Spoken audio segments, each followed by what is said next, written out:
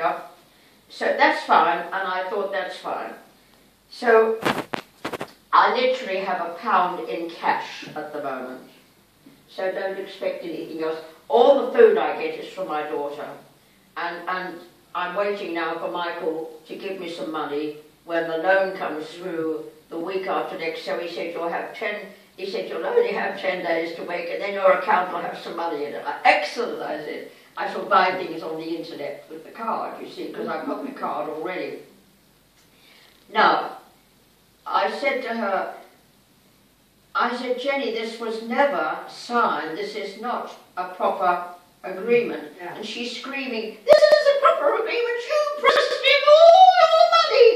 And I said, Jenny, you see, I've already given him the piano, which was worth £75,000, because it was a very special double grand made by Erard.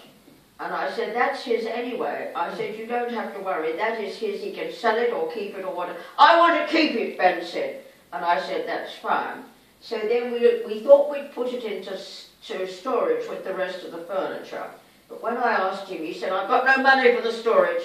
So I said, I'll tell you what I'll do. This is last week. It's £1,000 a year to store the piano, and I will pay the first year, and then we'll see what's happening after. You might feel you prefer to sell the piano. And Christie's are quite happy to sell it, so you don't have to worry. You mightn't get the full price that they told me it was worth, but he's obviously going to get 50 grand if he wants to sell it now. So Jenny's sitting here and she jumped up. She's very small, she's smaller than I am. Hard to imagine. And she screamed, you promised him all this money! And it's his! And you should give it to him now! And I said, Jenny, there is no money, because I'm not dead.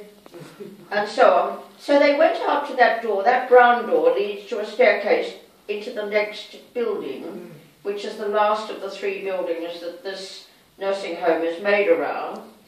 And Ben rushes out the door and said, she's the woman I live with. And I said, well, we all know that, dear. We don't have to worry. And he said, talking to you again. And she rushes out and says, I'm never speaking to you again. And we're all thinking, thank God for that. And they rush out the door. Now, the joke is, what is even more annoying, he had taken my jewellery, which I put... Oh God, I'm so stupid. Never, never, never let your jewellery or your money go to anybody else. Hide it in your knickers, but keep it. And because this was in a red box that belonged to my mother. And when I was moving into the operation, Ben said, let me take your jewellery and I'll mind it while you're in hospital, and it'll be safe. Now he's got it, and we think they're going to keep it in lieu of the money. Oh, Maggie. But I've thought of a tricky... What's he doing? Is he filming that? I'm just taking pictures. I think they've got a tricky idea that if they keep the jewellery, I've got 3 beautiful watches that my husband gave me, and this is just a cheap one that was given to me free with a thing I bought on the internet. And I think they think if they keep the jewellery, that would be in lieu of the money. Yeah. Now. But I've got this, and they've said, no, said Ben, I won't bring it in, it's too far, it's too, I've got work, and I'll work till 8 o'clock in the night, yes. And he said, no, it's too heavy, this box, I'm not carrying it in, and so on and so forth. And no, I've got this really funny idea. And my 2 daughters laughed so much I thought they were going to be ill, and I said, don't worry, I've thought of the solution. Sarah said she'd try and collect it in her car. But she said, Mummy, I'm really embarrassed about it. Sarah's not, because she doesn't behave like that. She behaves like a lawyer. She said, I just don't know what I'd do if I saw Jenny. And I said, don't worry, darling. I've come to the answer. And when I told them yesterday, they laughed so much I thought they were going to be ill. I said, wonderful.